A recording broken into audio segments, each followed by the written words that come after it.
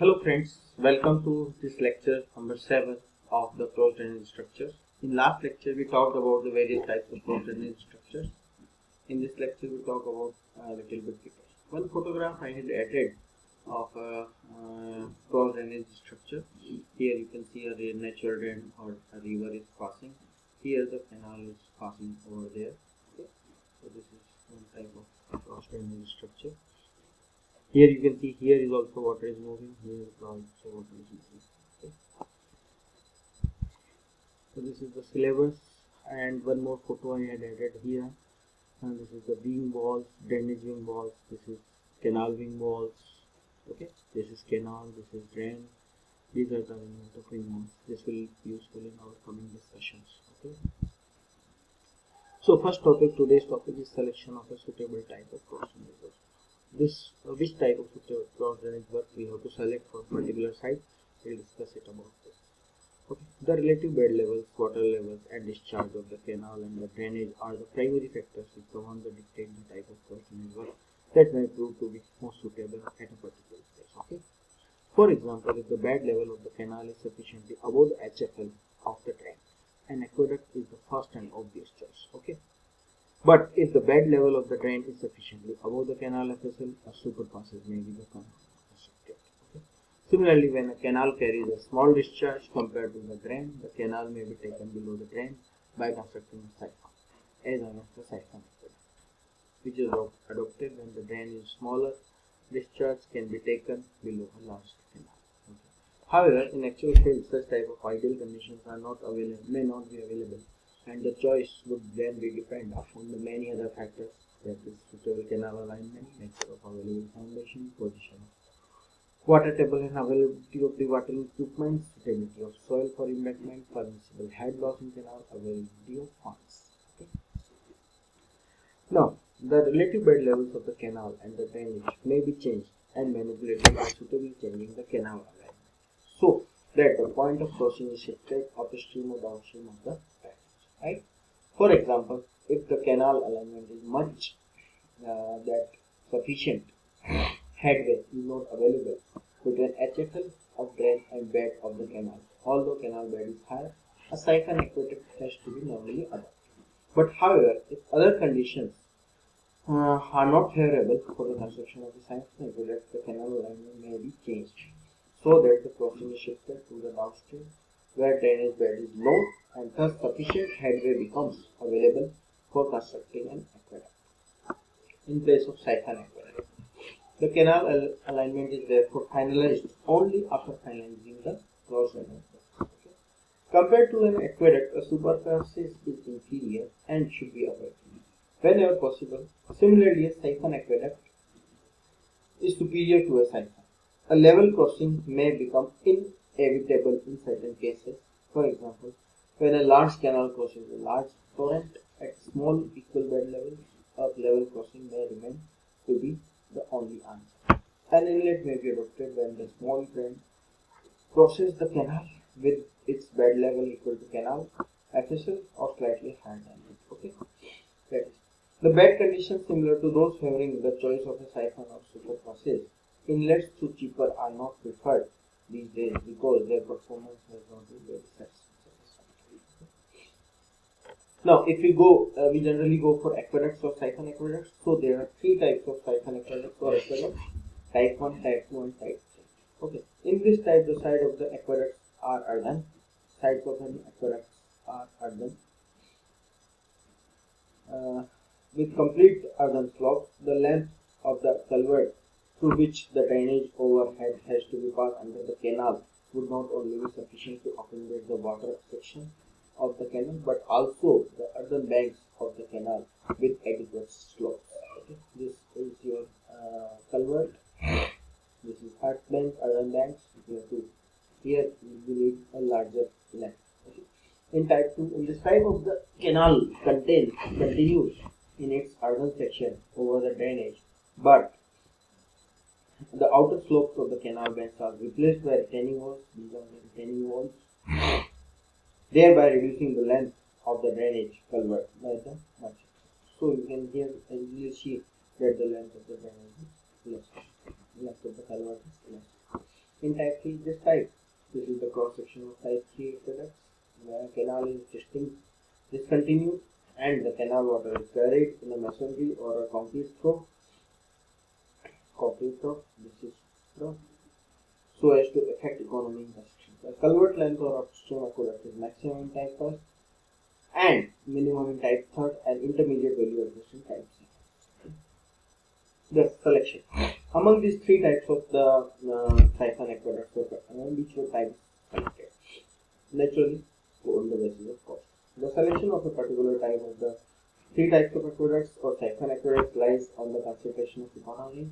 The cheapest of the three types of at a particular place shall be the obvious choice.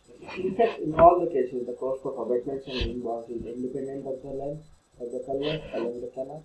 You can see easily that the length of the wing wall and the culvert along the canal is necessary, independent. In type 1, no canal wings are required since the canal section is not at all changed. However, in this case, the width of the aqueduct is the largest. Type 1 will therefore prove economical only where the length of the aqueduct is small and where the cost of bank connections would be large in comparison to the savings obtained from the reduction in the width of the aqueduct. In type 3, the width of the aqueduct is minimum but the cost of the bank connections is maximum. This type of therefore is suitable where the length of the aqueduct is very large and where the cost of bank connections would be small in comparison to the savings obtained from the reduction in the width. On the basis of the above discussion, it can be concluded that the choice of a particular type depends mainly upon the length of the aqueduct, that is the width of drainage, in relation to the size of the canal. On a very small range, type 3 is most economical, while in a very wide range, type 1 is most economical. Type 2 is intermediate between first and third. The exact choice of a particular type in particular case can be made by working out the cost of all types and then choosing the cheapest.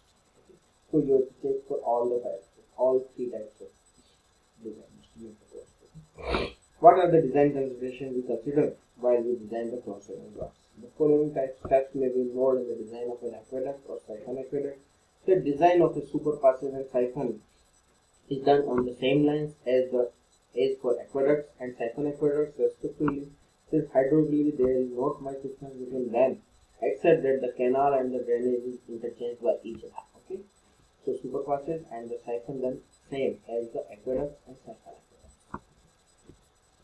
So first we have to design the maximum flood discharge. Determine the maximum flood discharge. The high flood discharge for smaller drains may be worked out by using empirical formulas, and for larger drains other reliable methods such as hydrograph analysis, rational formula, etc. may be used. Fixing the waterway requirement for aqueducts and siphon aqueducts. An approximate value of required waterway of the determined can be determined by using Lacy's equation P equals to 4.75 root Q, where P is the wetted perimeter in meters and Q is the discharge in cubic. For wide drains, the wetted perimeter may be approximately taken equal to the width of the drain and hence equal to the waterway required.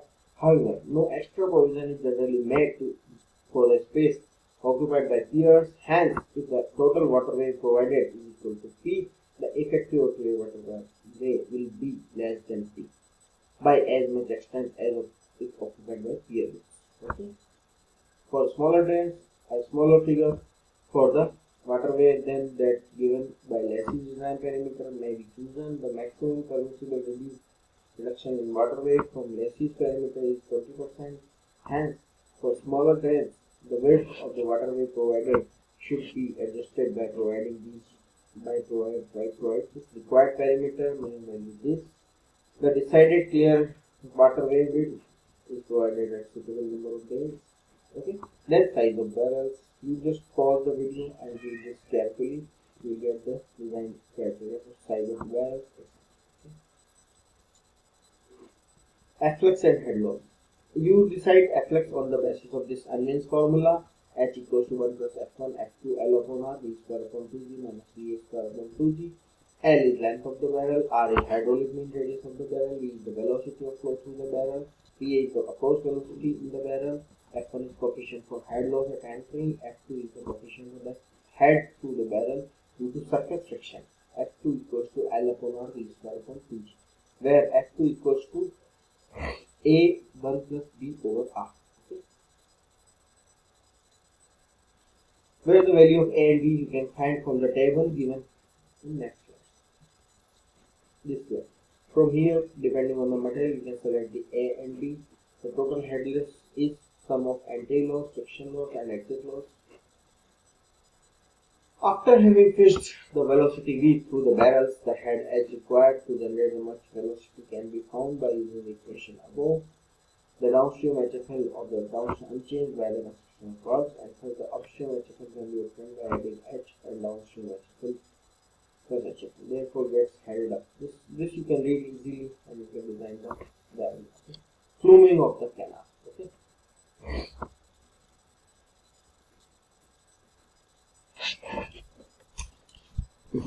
How you do the pluming of the canal? The construction, the contraction of the waterway of the canal will be reduce the length of the barrels or the width of the aqueduct. This is likely to produce economy in many cases. The pluming of the canal is generally not done when the canal section is an earthen bench. Hence, the canal generally not plumed in work of type 1 and type 2. However, pluming is generally done in all the works of type 3. Type 3 में pluming करना पड़ेगा. The maximum pluming is generally governed by the extent that the velocity in the trough should remain subcritical of the order of 3 meters per second. Because if supercritical velocities are generated, then the transition back to the normal section of the downstream side of the work may involve the possibility of the formation of a hydraulic jump. Thus, this hydraulic jump, where not specifically required and designed for wide, would lead to undue loss of head and large stresses on the path. The extent of pluming is further governed by economy and permissible loss of head. The greater the pluming, the greater in the length of transition of rings upstream as well as downstream. The extra cost of transition rings is balanced by the saving obtained due to reduction in the width of the aqueduct. Hence, an economic balance has to be worked out for any proposed design. Okay. After deciding the normal canal section and the plumed canal section, the transition has to be designed so as to provide a smooth change from one step to the other, so as to avoid sudden transition and the formation of eddy, etc. For this reason, the upstream or down approach wings should not be steeper than 26.5 degrees of 2:1 split, and the downstream departure wing should not be steeper than 18.1 degrees. Okay, at 3:1 split. This is angle in degrees, and this is ratio. Split in ratio. Generally, the normal earthen canal section is trapezoidal, while the plumed Pakka canal section is rectangular. It is also not necessary to keep the same depth and normal plume in the normal plume section. Rather, it may be sometimes be economical to increase the depth and still further reduce the channel width in cases where the channel encounters a reach of rocky terrain and has to be plumed to curtail rock excavation. But an increase in the water as well as on the floor of the culvert, thus requiring larger roof and floor sections and lower foundation. Due to the reasons, no appreciable economy may be obtained. Okay, these are the following three methods: Mitra's method, Chaturvedi's method, and Hind's method to do the pluming of the channel. Today I stop here. Thank you. We'll discuss the methods of pluming in coming next.